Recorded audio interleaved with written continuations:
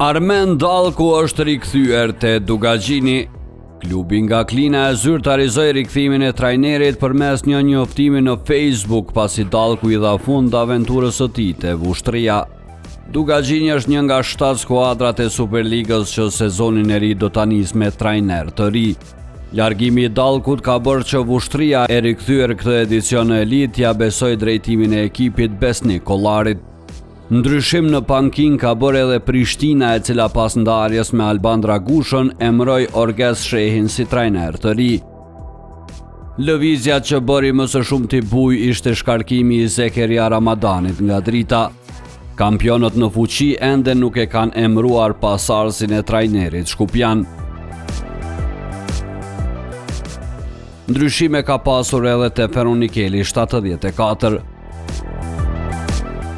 Pavarësisht sezonit të mirë në ligën e parë, Granit Begolli nuk do të vazhdojë të jetë në krye të skuadrës nga Drenasi, e cila në edicionin e ri do të drejtohet nga Elon Berisha. As rezultatet pozitive nuk i mjaftuan Bylbyl Sokolit për të mbetur trajneri Malishevës.